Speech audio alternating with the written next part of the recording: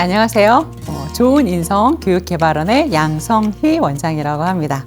오늘은 여러분하고 웰다잉을 위한 삶의 통찰력 키우기라는 이야기를 나누려고 합니다. 자, 인생의 생애 주기가 길어졌는데요. 이 긴 인생 우리 즐겁게 살아야 되겠죠. 내가 인생의 주기가 길어졌는데 이 빛깔이 우중충하다. 그럼 좀 슬프지 않겠습니까? 그래서 즐겁게 살면서 내가 살아가야 되는데 이럴 때 우리가 가지고 있어야 될 요소 중에 하나가 통찰력이라는 게 있습니다. 그래서 어떻게 웰다잉을 하기 위해서 삶의 통찰력을 키울 수 있을지 저랑 같이 한번 이야기 나눠보실게요. 제가 인터넷을 이렇게 뒤지다 보니까 어느 글에 우리 전우용 교수님이 사회학자로 제가 알고 있어요. 댓글을 달았는데 나이가 들면 저절로 지식과 경륜이 늘고 인격이 높아질 거라 생각하기 쉽지만 절대로 그렇지 않습니다. 공부하지 않으면 무식이 늘고 절제하지 않으면 탐욕이 늘며 성찰하지 않으면 파렴치만 늡니다. 나이는 그냥 먹지만 인간은 저절로 나아지지 않습니다. 이게 본 글이 아니라 댓글인데 이렇게 쓰신 거예요. 근데 제가 읽으면서 어쩌면 이렇게 대꾸가 앞과 뒤가 딱딱 맞는지 감탄을 하면서 읽었습니다. 여러분 어떠세요? 나이는 시간이 지나면 저절로 먹어지는 거 같죠? 그렇지만 나이가 먹어진다고 우리가 절대로 저절로 성숙해지는 건 없는 것 같습니다. 자, 그러면 나이를 어떻게 잘 먹어줘야지만 우리가 또 이 웰다잉을 할 수 있을지 같이 이야기를 나눠볼게요. 요 이야기를 좀 나눠보려고 합니다. 여러분, 제 눈의 안경이다. 이런 거 혹시 들어보셨어요? 각자 사람들은 다 자기 눈에 안경을 끼고 있지. 그래서 파란색 안경을 끼면 파랗게 보이고, 빨간색 안경을 끼면 빨갛게 보이지. 이렇게 얘기하죠. 그래서 자기 눈의 안경, 제 눈의 안경을 관점이라고 얘기합니다. 그러면 관점이라는 것에 대해서는 다 모두가 우리가 갖고 있다고 생각하실까요? 자, 제 눈의 안경. 근데 우리들은 다 관점의 안경을 끼고 세상을 보고요. 있는 그대로 보는 게 가장 좋지만 있는 그대로 보는 게 가장 어려워요. 나는 나의 그 필터를 통해서 세상을 보는데 그 관점은 뭐가 형성을 해주냐 하면요. 유전적인 요소가 있습니다. 그래서 부모로부터 받은 유전적인 요소 있으시고요. 그다음 내가 했던 경험들 또는 우리가 읽은 책이나 문화 이런 데서 우리는 관점이라는 걸 갖게 돼요. 그리고 세상에서 일어나는 모든 일에 대해서 저는 누가 한마디로 이야기해 보세요 라고 하면 이렇게 이야기 드릴 수 있습니다. 세상의 모든 것은 관점으로 시작해서 관점으로 끝납니다. 뭐라고요? 세상에서 모든 일은요, 관점으로 시작해서 관점으로 끝나요. 그래서 어쩌면 우리가 하고 있는 모든 이야기들은 관점에 대한 이야기인지도 모르겠습니다. 그래서 오늘 저랑 할 미션이 있는데 뭐냐면 관점이라는 단어는 알고 있는데 이 단어에 대해서 우리가 어떻게 정리하고 이 관점을 어떤 형식으로 배열해서 내가 인지하냐에 따라서 관점을 보는 눈이 달라지거든요. 그래서 저하고 같이 이 삶의 큰 주제, 인간에 대한 다 다른 관점을 가지고 있는 사람은 도대체 어떻게 볼 것인가, 요거를 잘 살펴보도록 하겠습니다. 그래서 첫 번째는 사람들은 다 제 눈에 안경을 끼고 있고 그 안경을 가지고 세상을 봅니다. 라고 얘기할 수 있고요. 근데 안경을 끼고 있는 거는 같거든요. 근데 세상 보는 거는 다 달라요. 그러면 관점에 대한 이야기를 하나 들려준다면 관점은 다 우리가 서로의 생각이 다른 거잖아요. 생각이 다른 이유는 아까 얘기했죠. 여러 가지 요소가 있을 수 있다고. 그러면 사람은 다 다르다는 게 우리가 규명되어 있는데 또 현실에선 그렇지 않아요. 우리가 되게 불편할 때 나하고 남편하고 너무 힘들어 그랬을 때 안 맞아서 그래. 안 맞아. 나 자식 키우는 거 너무 힘들어. 도대체 어디서 나왔는지 모르겠어. 쟤하고 도대체 안 맞아. 이렇게 얘기하죠. 우리가 안 맞는다고 얘기할 때 그 안 맞는다는 거는 뭘까요? 서로 생각이 다르다라고 이야기할 수 있을 것 같아요. 자, 그러면 우리가 조금 아까 세상 사람의 모든 사람들은 다 각자의 다른 관점의 안경을 끼고 있어요. 그래서 각자 나름대로 해석해요. 라고 이제 이야기해서 여기까지 만약에 딱 동의가 되셨다면 이렇게 이제부터 말씀하셔야 됩니다. 내가 만나는 모든 사람들은 나하고 다를 거고요. 나하고 다른 사람을 만나면 전에는 이거에 대한 걸 생각을 깊이 안 하셨다면 나하고 다른 사람을 만나면 왜 이렇게 또 다른 사람을 만났지? 힘들어 이렇게 할 텐데 생각에 정리해서 세상에 같은 사람은 같은 생각을 하는 사람은 하나도 없어 라고 한다면 이제 우리는 누구를 만날 때 나하고 다르죠? 그럼 뭐라고 해야 돼요? 당연하지 이렇게 하셔야 돼요. 인생의 고뇌는 당연한 것이 안 당연한 게 되고 안 당연한 것이 당연하게 느껴질 때 거기서부터 인간의 고뇌는 시작된다라고 이야기할 수 있거든요. 자, 그리고 우리가 관점이 다른데 다 같이 모여서 살아야 되잖아요. 이렇게 나이가 한 50 넘어서 자식들을 조금 키우고 나면 여성분들은 개를 넣거나 그래서 같이 유럽 여행이나 이제 이런 데를 많이 가시게 되죠. 코로나 때문에 한동안 되게 많이 못 나가셨어요. 그죠? 근데 요즘 좀 나가기도 하는데 그전에는 굉장히 많이 나가셨거든요. 그랬을 때 저한테 와서 그렇게 자랑을 하시더라고요. 제가 이번에 친구들하고 여고 동창생이니까 얼마나 친하겠어요. 그래서 내가 이 친한 친구들하고 같이 유럽 여행 가게 됐어요. 15박 16일 아니면 22일 정도 갔다 온다고 막 말씀하시고 가세요. 그래서 제가 아이고 너무 좋으시겠어요. 재밌게 잘 다녀오세요. 라고 이야기를 합니다. 네, 갔다 와요.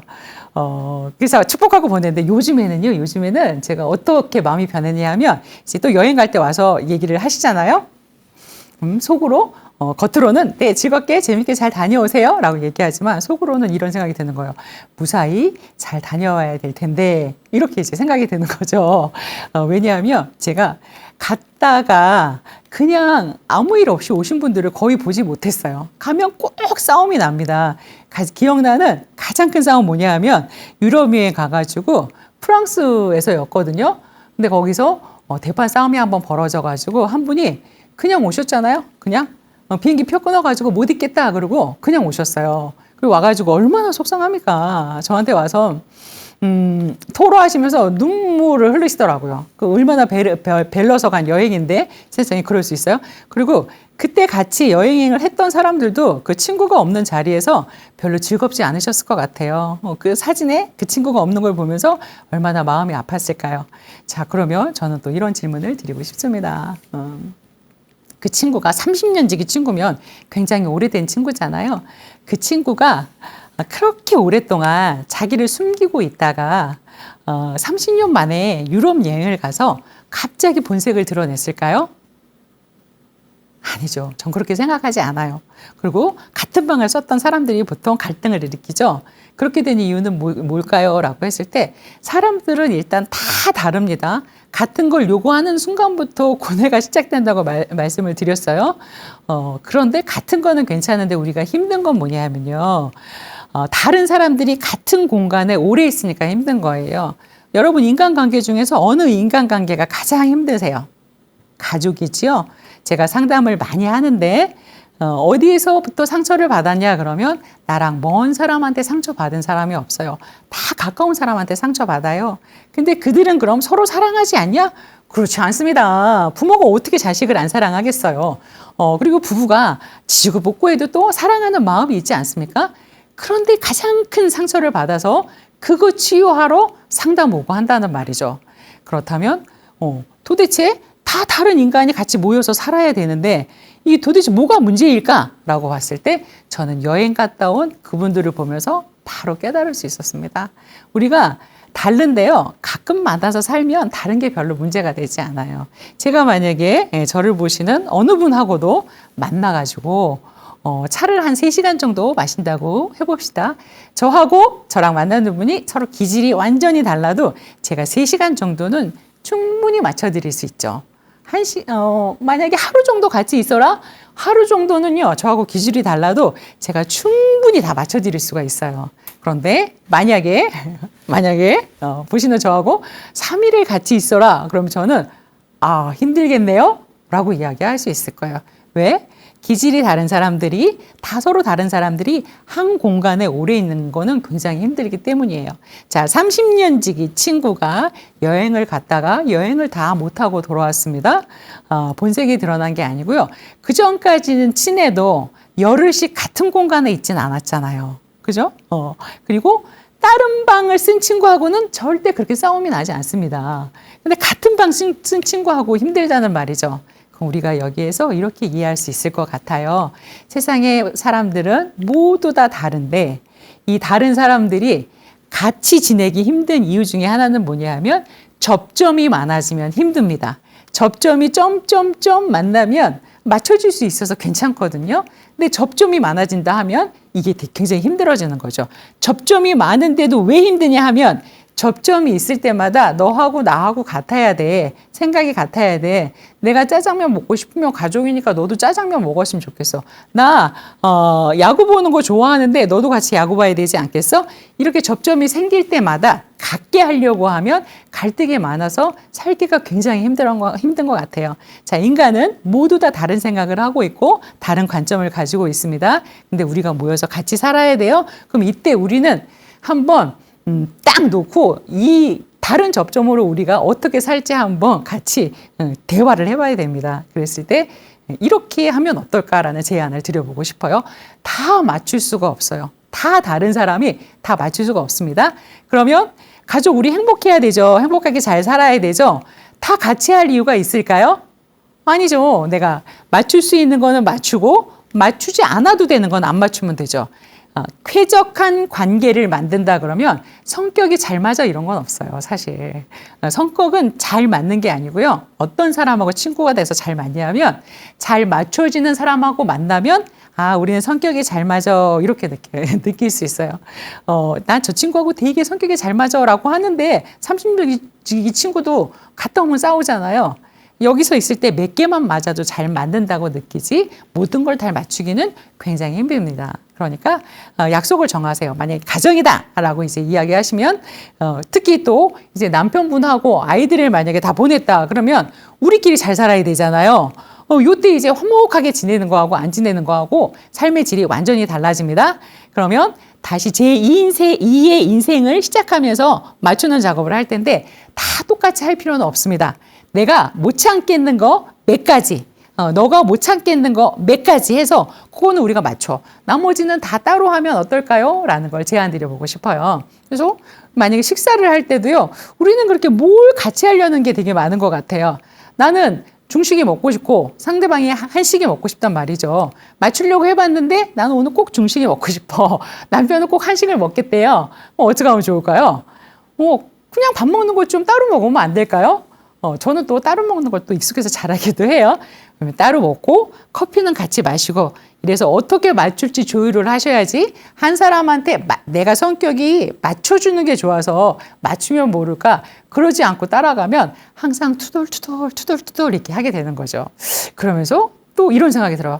아니 하는데 참 무심하시지. 아니, 다 이렇게 사람을 같게 만들어 놓으면 맞출 것도 없고 얼마나 편해? 왜 인간은 진화했는데 이렇게 다 다르게 만드셨을까? 라고 했을 때 우리는 그게 자연의 이치에 좋기 때문이에요. 그 아이들 날 때도요. 동양인하고 동양인, 그다음에 서양인하고 서양인이 있을 때 그 같은 동양인끼리 서양인끼리 결혼해서 아이 낳을 때보다 동양인하고 서양인하고 낳았을 때 결혼해서 아기 낳았을 때 엄청 예쁘다고 얘기하죠. 동양 사람이 봤을 때도 너무 이뻐. 서양 사람이 봤을 때도 어때요? 오묘하게 동양적 미가 있으면서 되게 매력 있다고 하잖아요. 그래서 원래 자연의 모든 이치들은 똑같은 걸 별로 좋아하지 않습니다. 그건 어떻게 나가면 알 수 있냐면 여러분 이렇게 이제 방송 보시다가 이따가 나가서 나무 있으면 한번 나뭇잎 한번 뜯어보세요. 나뭇잎 뜯어서 이렇게 보면 솔잎이든지 아니면 아카시아 가지든지 하나도 같은 잎이 없어요. 그 나무에.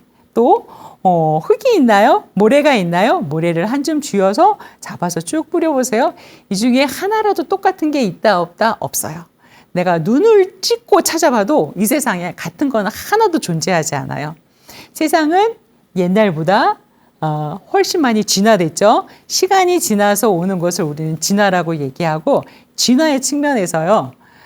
안 좋은 건 사라지고 좋은 건 남는 거잖아요. 그런데 이렇게 세상을 보니 세상은 다 다르게 진화하고 있고 여러분 인간들은 어떤가요? 일하실 때도 당신은 저 사람하고 얼마나 같습니까? 이런 거 물어보지 않죠. 당신은 우리 회사에 들어와서 어떤 차별성을 나타낼 거예요? 라고 얘기하잖아요. 세상을 쭉 가는 걸 진화의 측면으로 볼 때 점점점 다르게 변화하고 있다라고 했을 때 우리는 또 이렇게 생각할 수 있을 것 같아요. 아, 우리는 다 다른데 이 다른 것이 진화구나. 다른 것이 유익하구나. 그렇기 때문에 이렇게 진화하고 있구나. 라는 것까지 생각을 확장하셔도 다름에 대해서 불편함을 훨씬 덜 느끼지 않을까라는 생각이 들고요. 세상에 같은 거 하나도 없다. 이거 정리하셨는데 또 이런 거 있어요. 제가 아까 그 가족 얘기했죠. 우리가 제2의 가족 이야기 어떻게 지낼지 이걸 얘기를 했는데, 맞추실 때, 상대방이 꼭 나에게 해줘야 될 거 아까 해야 된다고 이제 말씀드렸잖아요. 이때 종목이 되게 많으면 그때그때마다 다 맞춰야 되면 되게 힘듭니다. 그래서 그렇게 하지 마시고 몇 개만 맞추시고 나머지는 다 자유의사에 맞춰주시면 좋겠다라고 이제 이야기 드릴 수 있고, 또 부부가 우리 옛날에 동성동본 결혼 또 막 막았지 않습니까? 그게 우리나라가 우리의 사랑에 대해서 뭐가 그렇게 관심이 많았겠어요. 그게 아니라 유전인자의 동일성이 많으면은 또 열성적인 유전자가 또 내려갈 수 있다. 이래서 그런 거잖아요. 그래서 다름에 대한 세상의 관점이 모두 다른데 이 다름에 대한 인식을 우리가 긍정적으로 했을 때 인간관계를 맺을 때나 아니면 뭘 할 때 되게 편안하게 볼 수 있겠다라고 이야기할 수 있을 것 같아요. 그리고 조금 더 구체적인 예를 하나 들어드려 본다면 내가 어떤 일이 있을 때 굉장히 막 속이 상했어요. 짜증이 났어요. 만약에 일을 내가 열심히 잘했어. 근데 칭찬을 못 받고 왜 그런 식으로 일을 하냐 그랬을 때 되게 마음이 상하죠. 그래서 기분이 안 좋아서 막 가고 있는데 친구를 만났습니다. 친구를 만났는데 이 친구가 나하고 기질이 비슷해요.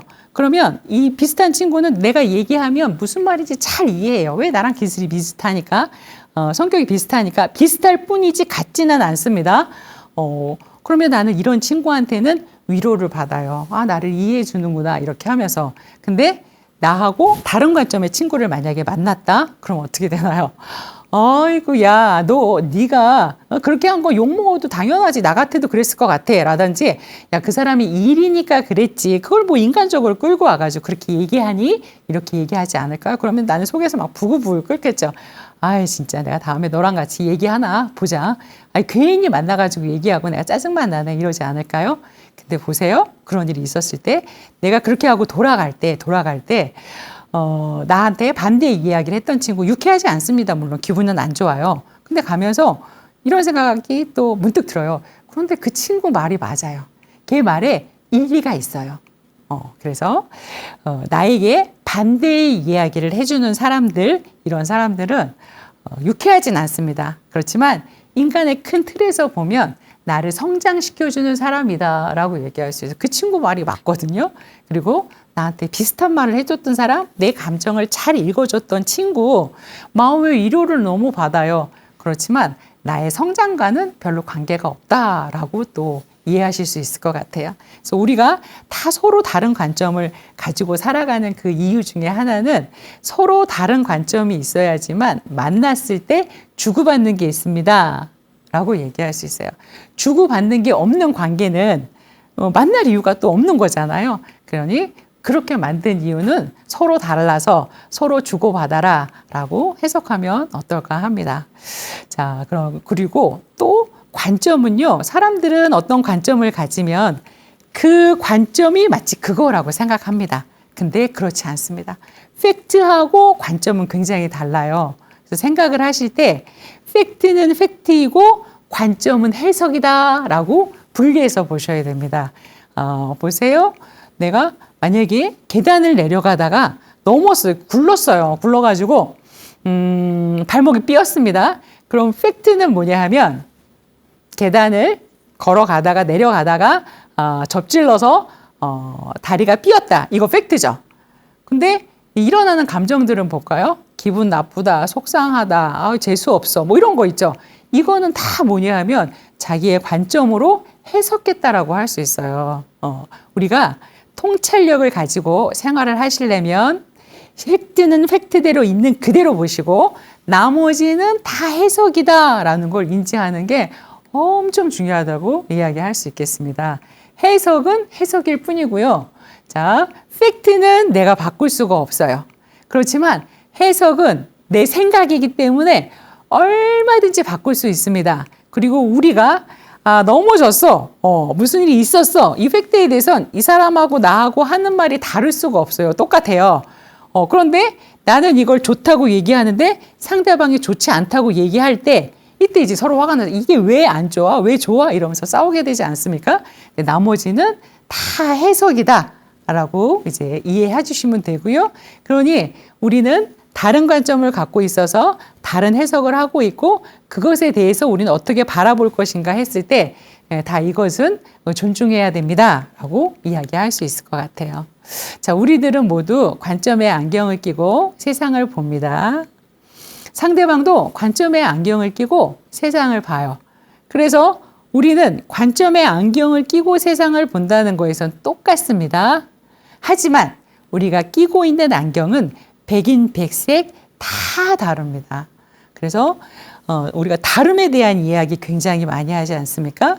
남편이 나와 다르고 그다음에 아이가 나와 다르고 그다음에 또 며느리가 나와 다르고 다름에 대한 이야기 하고 있죠.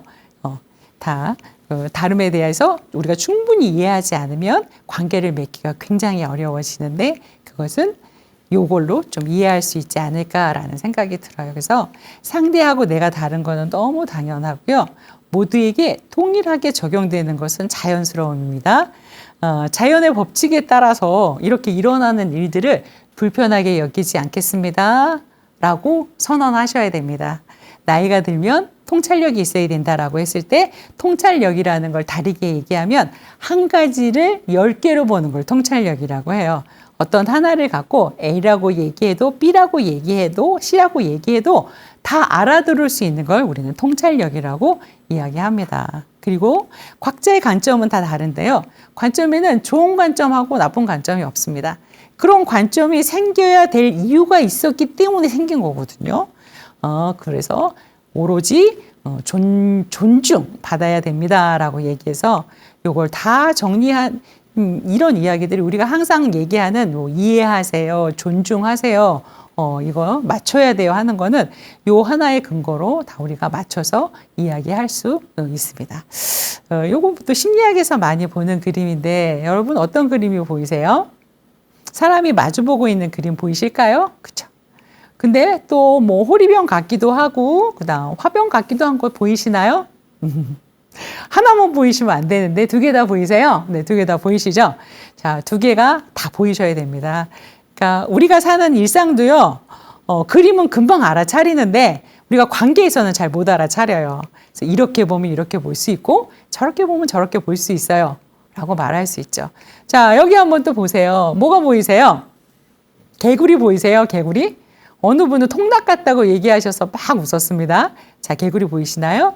우리가 타인하고 잘 지내려면 내 관점은 뭐 나 갖고 있잖아요. 근데 내 관점을 조금 다르게 보는 걸 연습할 때 우리는 통찰력을 가질 수 있고 타인에 대한 이해도를 확 높일 수 있습니다. 자, 다르게 한번 봐보실까요? 끼어뜸. 제가 한번 들려드려 볼게요. 말로 변했습니다. 보이세요? 말머리 보이실까요? 개구리가 말머리로 바뀌었죠. 우리가 관점은요, 내 관점만 고수하면 안 되고 성숙한 사람이 된다. 내가 여러 사람하고 잘 어울린다. 사람 속에 있고 싶다라고 했을 때는 다르게 보고 연습을 많이 하시면 뇌가 되게 유연해지고요. 다양한 관점을 볼 수 있어요. 제가 개구리를 말머리로 바꾸는데 많이 움직이지 않았잖아요. 관점은 조금만 바꿔도 전혀 다른 세상을 만날 수 있습니다. 좋다는 거 한번 우리가 볼까요? 요거는 우리가 일상생활에서요, 좋은 거 엄청 좋아하잖아요. 좋은 차, 좋은 집, 좋은 사람, 좋은이라는 그 단어를 굉장히 많이 씁니다. 그래서 좋음에 대한 우리가 한번 요 단어에 대한 정리를 한번 나눠보려고 하는데요. 자, 여러분은 좋음에 대해서 어떻게 생각하세요? 라고 하면 뭐 편안한 거, 내 마음대로 되는 거, 뭐 이런저런 말씀을 되게 많이 하십니다. 자, 좋음은요, 이렇게 말씀드릴 수가 있을 것 같아요. 일단 편안한 거는 맞죠. 편안한 건 맞죠. 예를 하나 드리면 저는 좋음에 대해서 약간 옛날부터 내려오는 속담으로 이야기하자면 혹시 그 새옹지마라는 거 기억나실까요? 새옹지마 말이 있었잖아요. 말이 있었는데 말이 들어왔어요. 그래서 사람들이 좋으시겠네요. 그랬더니 잘 모르겠네요. 라고 이야기를 했어요. 그랬더니 아니 말이 있으면 좋지 뭘 저렇게 잘 모르겠네요. 라고 해. 라고 했을 때 그 집에 아들이 있었잖아요. 그래서 말을 타다가 떨어졌습니다. 그래서 다리가 다쳤어요. 요즘 같았으면 뭐 다리 다친 거 치료하는 게 무슨 문제가 되겠어요. 근데 옛날에는 임금님이 종기로 돌아가시고 했다는 말이죠. 그래서 사람들이 어떻게 했니? 그거 속상해서 말이 안 좋은 거였나 봐 라고 했더니 또 뭐라고 얘기했어요? 아니 나는 잘 모르겠는데 이렇게 말했죠. 근데 갑자기 전쟁이 터져가지고 그 마을의 청년들은 다 잡아갔습니다. 잡아간 게 아니라 나가게 됐죠. 근데 이 아들은 안 나갔죠. 전쟁에 나가면 옛날에는 다 죽었잖아요. 그러니 아들이 집에만 있어도 얼마나 좋아요. 너무 또 부러워했습니다. 그러니까 변방의 늙은이 난 잘 모르겠다. 뭐 이렇게 있지 않았습니까? 자, 이거는 이제 뭘 얘기하냐면요. 좋고 나쁜 거는 우리가 좋다라고 할 때 좋다라고 얘기하는데 조금 더 깊이 들여다보면 우리는 좋음에 대해서는요. 좋은지 나쁜지 저는 잘 모르겠어요. 이게 맞지 않을까요? 좋다는 건 시간이 지나봐야 알아요. 지금 이게 좋은지 이 당시에는 알 수 없다고요. 시간이 지나봐야지 이게 그때 좋아요, 좋은 거죠. 전 또 어떤 사례가 있냐 하면 제가 되게 귀하게 여기는 제자가 하나 있었습니다. 그래서 좋은 대학을 갔어요. 좋은 대학을 가서 카이스트에 갔으면 굉장히 잘 간 거죠. 그래서 그때 사람들이 다 축하하고 좋아했단 말이에요. 그래서 그 친구가 카이스트에 들어갔는데 여하튼 졸업을 잘 못하고 되게 힘든 일을 겪었어요. 그러니 보세요. 우리가 그때 그 학교에 들어갔을 때는 세상에 얼마나 좋아. 너무 잘 됐다. 이렇게 얘기를 했는데 채 2년이 되지 않아서 큰 어려움이 있었단 말이죠. 그런 걸 보면 우리가 좋음이라고 얘기하고 좋으면 기분이 엄청 좋아. 좋지 않다 그러면 기분이 엄청 나빠. 근데 그럴 이유가 하나도 없는 거죠. 좋음이란 시간이 지나가 봐야지 알 수 있다라고 얘기하고 저는 장윤정 씨도 생각나네요. 장윤정 씨가 어머나를 받기 싫어가지고 엄청 회사 대표가 하라고 하니까 할 수 없이 했잖아요. 근데 엄청 속상하고 막 그랬대요. 가사가 되게 어린 그 아가씨가 부르기에는 마음에 들지 않았다는 거죠. 근데 없었다면 만약에 그 노래를 부르지 않았다면 어머나를 부르지 않았다면 지금의 장윤정 씨는 없지 않았겠나요? 그죠? 그래서 우리가 뭘 좋아 그러면서 기뻐하고 막 이렇게 하는데 좋다는 것은 잘 알 수 없어요. 라는 것도 좋음에 대해서 한 가지 시각이 아니라 여러 가지 보는 걸 한번 저랑 이야기해 보는 거고요.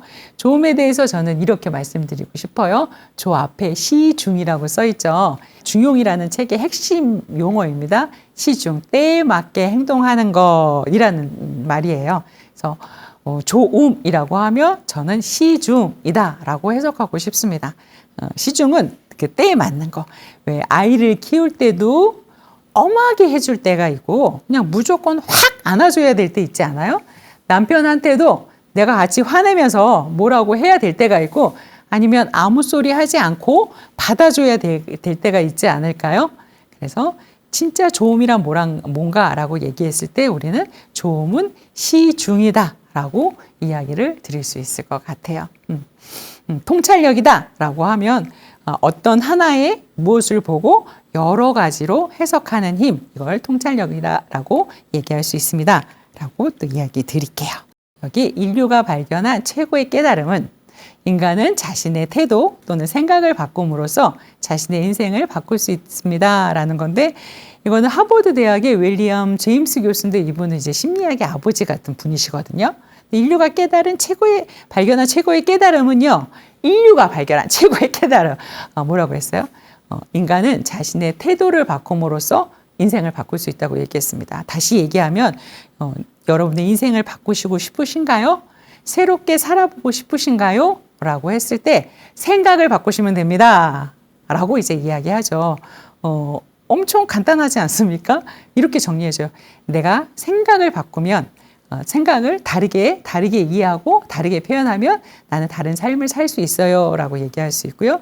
우리가 일어나고 있는 여러 가지의 모든 것은 다 생각으로부터 나와서 이 생각의 근원에 대한 태도를 내가 어떻게 가지느냐에 따라서 다른 경험을 할 수 있습니다 라고 이야기할 수 있을 것 같아요.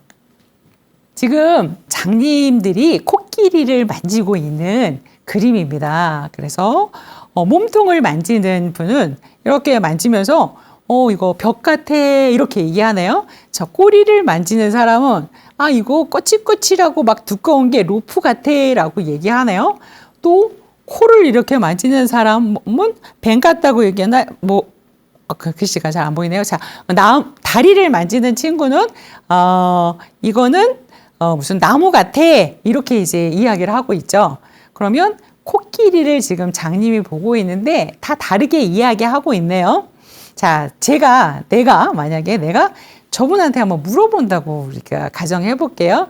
코끼리 만지고 왔을 때 물어보는 거죠. 장님이신 분한테. 자, 코끼리를 만지니까 어떠셨어요? 라고 물어봤어요. 그러니까 저 꼬리를 만진 사람은 제가 코끼리를 만져봤더니 노공같이 생겼어요. 로프 같아요. 라고 얘기를 하겠죠. 근데 사실 코끼리가 로프같이 생기진 않았잖아요. 노공같이 생기진 않았잖아요. 자, 이럴 때 여러분은 뭐라고 대답해 주실 거예요? 틀렸어요. 다시 가서 만지고 오세요. 이렇게 할 건가요? 만약 그렇게 했습니다. 그러면 가서 만지고 오는데 코끼리를 다 만질 수는 없을 거잖아요. 그러면 또 만약에 옆으로 갔더니 다리가 있어. 그럼 다리를 만지고 와서는 또 물어보면 제가 만졌더니 다시 만져봤더니요. 나무 같아요. 라고 얘기할 거잖아요. 그러면 나무예요. 라고 얘기할 수 없죠. 그렇죠? 그러면 우리가 눈을 다 뜬 사람이다 그러면 뭐라고 막 하겠지만 우리가 저분이 잘 안 보이는 걸 알잖아요. 그러면 저분한테 여러 번 갔다 오라고 해도 결국은 다 전모를 알 수는 없겠네. 일부만 얘기하겠네. 이랬을 때 저 사람의 처지를 이해하게 됐을 때 우리가 쓸 수 있는 말이 있어요. 이거를 마법의 주문이라고 하기도 하거든요. 우리가 관계를 맺을 때 사람의 마음을 확 크게 해주는 거예요. 마음이 적으면 소통하기 어렵고 마음이 크면 클수록 사람을 많이 품을 수 있죠. 그래서 사람의 마음을 순간적으로 확 커지게 해주는 문장이 있습니다. 라고 하면서 말씀드릴게요. 어떤 말이냐 하면 이런 말이 있습니다. 이런 거 있죠. 그럴 수 있겠구나. 일리가 있네. 이런 말. 혹시 평상시에 많이 하시나요? 그럴 수가 있겠구나. 일리가 있네라는 말은 네가 맞아. 내가 틀려. 이거보다 훨씬 위에 있는 말이에요. 저 말을 잘 못 쓰시는 분이 있어요. 저는요, 목구멍에서 일리가 있네라는 말이 나오지 않아요. 그럴 수 있네라는 말 어떻게 안 나와요. 그럼 그분은 왜 그 말을 못 하시냐 하면 저거 틀렸는데 아닌데 그런 생각을 가지면 저 말이 나오지 않습니다. 왜냐하면 내 생각과 일치하지 않으니까. 그러면 그럴 수도 있겠구나. 일리가 있네는 네가 틀렸어. 아니야. 그거는. 그렇지만 네 입장에서는 그럴 수도 있을 것 같아. 일리가 있는 것 같아. 라고 이제 이야기를 해주시는 거죠. 요 말 잘했던 분이 있어요. 혹시 황희정승 기억하실까요? 황희정승? 하녀들이 막 싸웠잖아요. 하인들이 난리가 났죠. 그런데 편들어주지 않았어요. 이렇게 와 있었단 말이에요. 그랬더니 한 하인이 또 쪼르르 와가지고 어쩌고저쩌고 막 얘기를 합니다. 그러니까 황희정승 가만히 들어주다가 뭐라고 얘기했냐면 아이고 그래 끄덕끄덕 그랬구나 그랬어 라고 했어요. 편들지 않고 그래 네 말도 일리가 있네 라고 이야기를 했죠. 그 하인이 가고 나서 또 싸운 하인이 왔습니다. 와서 또 얘기하죠. 어쩌고저쩌고 얘기하니까 황희정승 뭐라고 말했어요? 똑같이 또 아이고 네가 힘들었구나. 네 말도 일리가 있네 이렇게 얘기했잖아요. 근데 그때 옆에서 보고 있던 부인 또 말씀하시죠. 아니 대감님 둘 다 그렇게 맞다고 하시면 어때요? 어떻게 해요? 다 일리가 있다고. 그래도 교통정리를 해줘야 되는 거 아닙니까? 라고 했을 때 황희정승이 했던 얘기 혹시 기억에 나세요? 이렇게 말했습니다. 당신 말도 일리가 있구려. 이래서 부인이 뒷목 잡고 쓰러졌다는 그 전설 기억나시나요? 그분이 사리 분별을 못해서 그랬을까요? 절대 그렇지 않죠. 왜 그렇게 말씀하셨을까요? 둘 다 품어주는 말이에요. 너희가 잘한 것은 아니지만 각자의 입장에서 들어보면 그럴 수도 있겠네. 일리가 있네. 라고 해서 혹시 어떤 갈등이 있을 때는 도대체 남편 잘 이해 못하겠어. 아이 잘 이해 못하겠어. 라고 했을 때 잘 옳고 그른 건 아니지만 그의 입장에서는 그럴 수 있다까지 가면 훨씬 화가 덜 나거나 포용할 수 있는 마음이 나오는 걸 느끼실 수 있을 거예요. 그래서 저는 마법의 주문, 제가 마법의 주문이라고는 하진 않고 강의할 때 이런 얘기를 했는데 어느 분이 선생님 제가 이거 말을 써봤는데요. 정말 감정이 엄청 달라져요. 그래서 저는 이 말을 마법의 주문이라고 하기로 했어요. 라고 이야기를 하시는 거예요. 그래서 제가 너무 좋아서 그럼 저도 제가 강의 때 마법의 주문이라고 이야기하겠습니다. 라고 얘기를 했죠. 삶은 무엇이다? 라고 중간 질문 한번 드려보겠습니다. 우리가 관점 이야기했어요. 세상의 모든 존재는 다 다르다. 근데 그 다른 것은 안 좋은 게 아니고 피곤한 게 아니고 우리가 다 다른 것은 성장을 위한 거이고 환희이고 기쁨이고 탁월함이다. 그래서 우리는 다름을 아주 즐겨할 거다.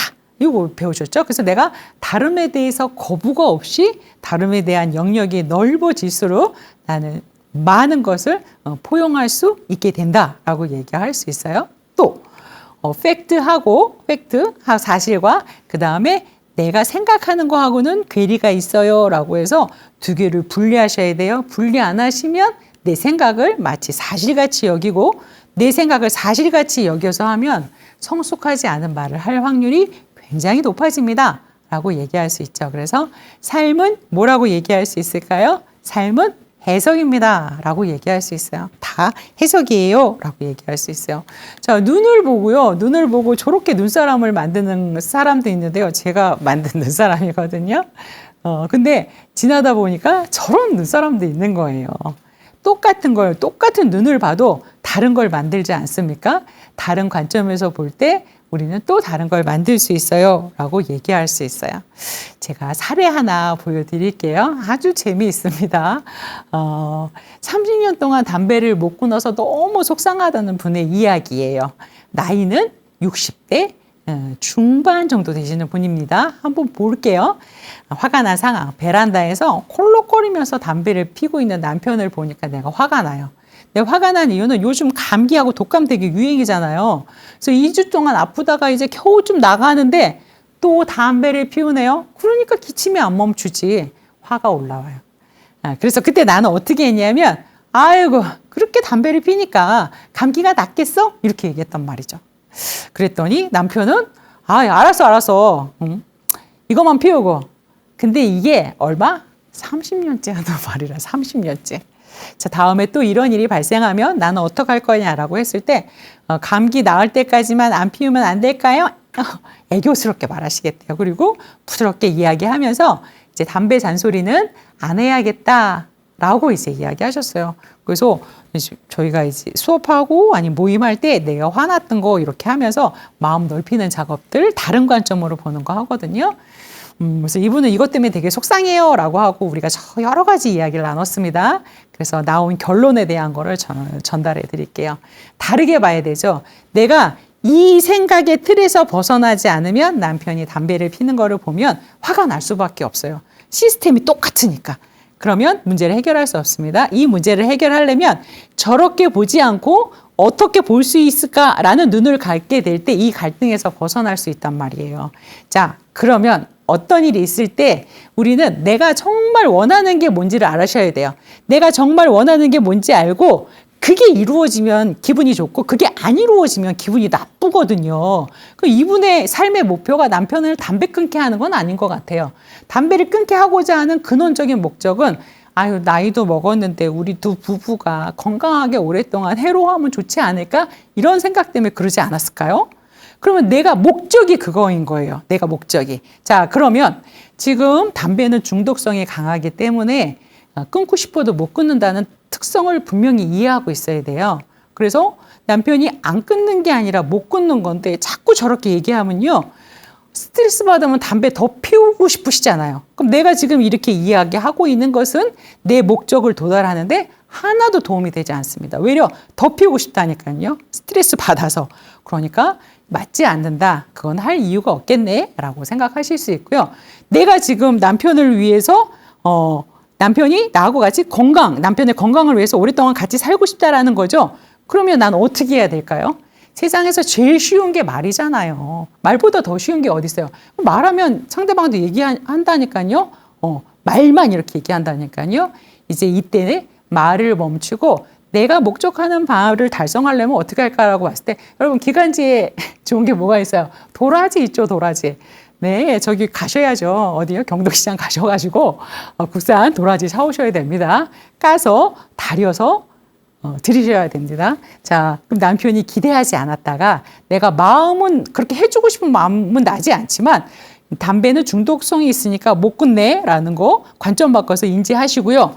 그다음 내가 정말 원하는 것은 저거 남편 건강을 위하는 거니까 그럼 기관지 나빠지지 않게 뭘 해야 되지? 그래서 하시고 그걸 정성껏 해서 다려줬을 때 남편이 잔소리했던 부인을 볼 때와 그렇게 해줄 때에는 또 다른 느낌을 갖게 되지 않을까요? 그래서 원래 했던 대로의 방식이 안 되면 다르게 해보는 것, 그리고 내가 원래 원했던 것이 이루어지게 해보는 거 굉장히 중요하다고 얘기할 수 있고, 자, 핵심 한마디 할게요. 30년째 하고 있죠, 남편이랑 나랑. 그리고 이분이 얘기하실 때 너무 당당해요. 담배를 끊어야지 30년이 됐는데 말이지 이렇게 하시는데 저는 이렇게 말씀드릴게요. 남편은 30년 동안 담배를 못 끊고요. 나는 30년 동안 그만두라는 말을 못 끊고 있습니다. 그래서 우리가 싸우는 이유는 뭐예요? 둘이 똑같아서예요. 여러분 싸우면요, 둘 다 똑같은 거거든요. 그러니 이렇게 인식을 바꿔보시면 화 나던 것도 다 줄이고 다르게 생각할 수 있어요. 중용 23장에 보면 사람을 바꿀 수 있는 거는 정성이라고 얘기했어요. 그래서 감동이라고 얘기했습니다. 여러분, 웰다잉 시대에 또 다른 어떤 통찰력을 갖고 싶으신가요? 라고 얘기했을 때 저는 우리가 정성을 담아서 내가 그 다음을 감동시키는 어떤 이런 거를 가져보신다면 또 다른 우리가 관계와 결과를 또 잘 맞이할 수 있다라고 생각하면서 오늘 이야기를 마치도록 하겠습니다. 고맙습니다.